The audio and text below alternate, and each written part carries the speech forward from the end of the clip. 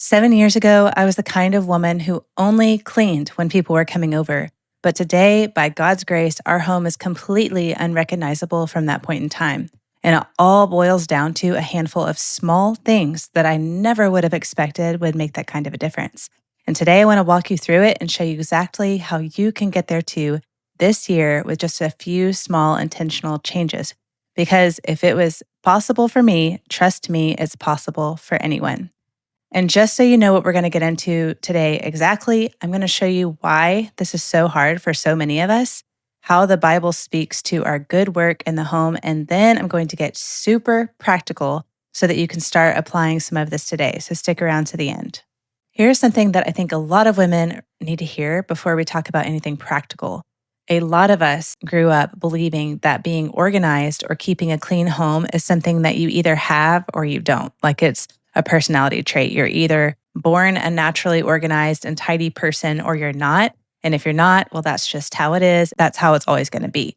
But that is not true. We are not a victim of what our natural bents are. Homemaking is a skill. And like any skill, it can be learned no matter how old you are, no matter what your home looks like right now. The reason that so many of us are starting from scratch is because this knowledge largely stopped being passed down after the Industrial Revolution when factory work pulled life out of the home and it broke that natural chain of mothers passing these skills to their daughters. So it's been going on for a long time. For generations now, these rhythms haven't been transferred the way that they once were. So a lot of women today, I think, are waking up and realizing that they want this. They just don't know where to start. I know that's where I was, and I've heard so many of you say the same. That was definitely my story. When we were first building our family, I didn't know what I didn't know. Our home was pretty much a disaster a lot of times. Maybe it wasn't as bad as I say, but it was not well ordered. The only time, like I said, that I would ever clean was when people were coming over, which meant I was trying to be hospitable to guests, but not to my own family. And that was a hard thing to see and to realize. Titus 2 actually says that women have to learn how to be keepers of the home. It doesn't say that we're born knowing. It says that we learn. So if you're in that place right now, don't feel ashamed. I know I felt so overwhelmed. I didn't even know where to begin, and I felt bad about it. But you are not stuck. We are not stuck. There's always a beginning. And once you understand why your home looks the way it does right now, or why things are the way that they are, it's quite helpful because you start to see exactly what to do about it.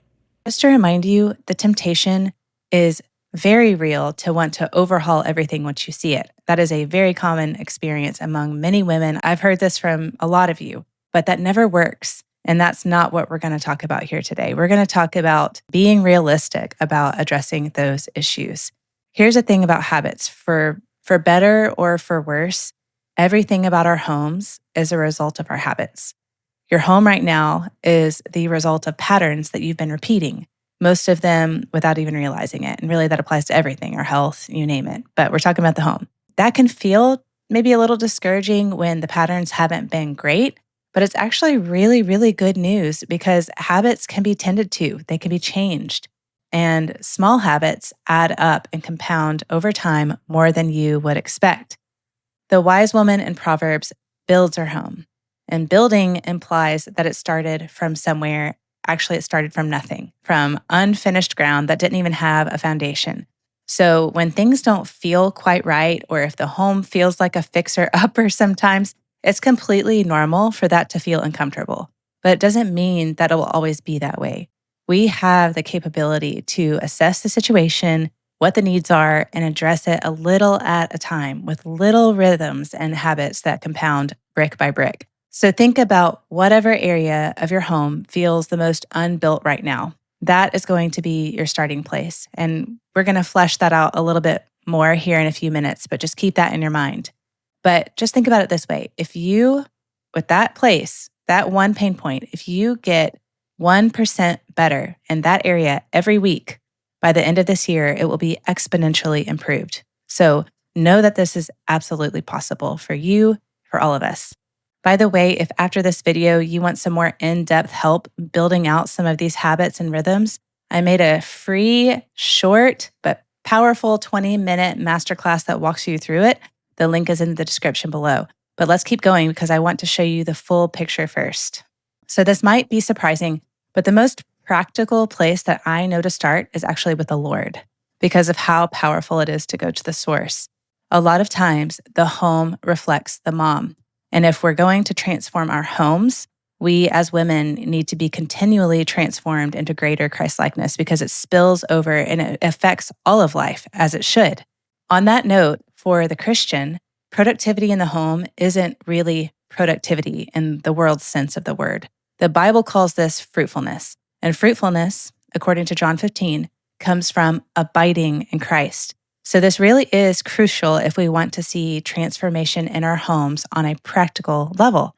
And this looks different in every season because in the life of a woman, things just change and fluctuate with energy levels and sleep and all of that. It changes for me so much in these little years, and it's probably never going to stop because we're women and hormones and things. But anyway, I've found it's just so worth the effort. So the key is just to walk with him. Pray, even if there are little utterances throughout the day or meditating on one verse. This is not because you need to grasp for his approval or help or make this a habit out of guilt or duty. As my husband once said to me, and this is straight from scripture, he waits to be gracious to you. He is waiting to equip you, and he is generous. He promises to give you everything that you need for your life as a homemaker and godliness. So start there and let him give you the strength and the wisdom for your home and for your family. Okay, so here's where we're going to get really practical. Before you pick a habit, you need to know what you're actually building towards. You can have a lot of hopes and dreams for what your home looks like, but if you don't get specific, they just stay dreams. Proverbs says that without a vision, people cast off restraint. And while that verse is speaking about something a bit different, the principle can definitely apply here. So we need to know what we're aiming for so that we can actually move toward it and not have some kind of a moving or vague target. I think about this through 6 spheres, what I call the 6 spheres of fruitfulness. Most of every part of your home life fits into one of these, and there's one that most homemakers overlook entirely, and it's usually the reason that others don't seem to move at times. And I'm going to point that out as we go. So the first sphere is your covenant, your marriage, if you're married. Second is your heritage, your children. The third is your vessel, your own body and your health. The fourth is your household, the rhythms and the order of your home. The fifth is your table, your relationships and hospitality. So just anything outside of your home, extended family, friends, etc. And your field, the work, gifts, and skills that God has entrusted to you. And that looks different for every woman.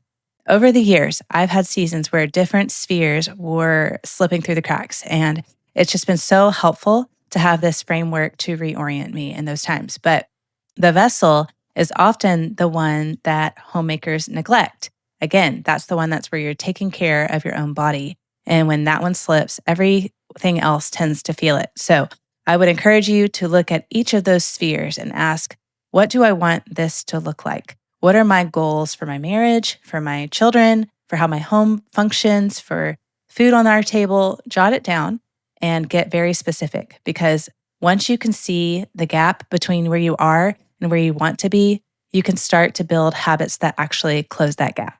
And then once you know what you're aiming toward in a given sphere, you jot down habits or rhythms that will move you toward that goal. They can be habits that you already do or ones that you would like to adopt or to be more consistent with or tweak, whatever. And then start by picking one habit to start with, just one, that moves you towards one of your goals or priorities. Just make sure that it's actually realistic for the season that you're in and not the season that you wish you were in. And then be like the ant in Proverbs 6. She's wise, she's measured, and faithfully builds her home over time. This is Proverbs 6:6 if you want to look it up. So just put one foot in front of the other and do the next right thing intentionally every day. Let me give you 2 examples from my own life, one about faith and one that's incredibly practical. I wanted to do a better job of instilling scripture in my kids. So I picked a method, decided when we were going to do it every day, and then we just did it day after day. And now they can recite, by God's grace, they can recite entire Psalms as small children. It's amazing. The power of a little consistency every day is incredible. It really adds up. That's just a great example of that. The other one, and this is very honest, several years ago, I basically never really cleaned the bathroom unless people were coming over, like I said before. But I read in a book that that's actually a hygiene issue. And you're probably thinking, duh, Lauren. But it is what it is. It's where we are.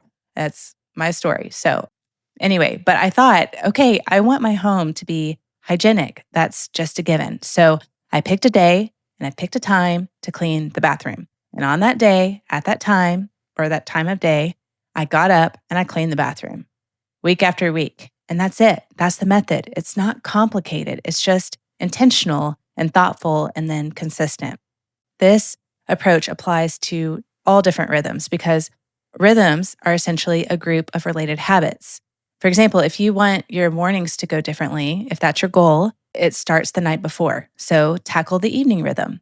It happens, or if it applies to mealtime rhythms, if your sink is always full of dishes, what simple habit will you show up for every day after every meal that addresses that? Just name the thing, you decide when, and then do it because you're aiming for something and you're doing it for the glory of God as a steward of the home that He's given you. Also, side note, something that I wish somebody would have told me early on, when you start a new habit, it's going to feel weird and unnatural for a while. That's not a sign that it's not working. That's just what new looks like. It's very normal. So it's important to be patient with that. So if you'd like a little guidance on where to begin, I'll give you two common options. One is starting with your biggest pain point. Remember that one that you thought about earlier?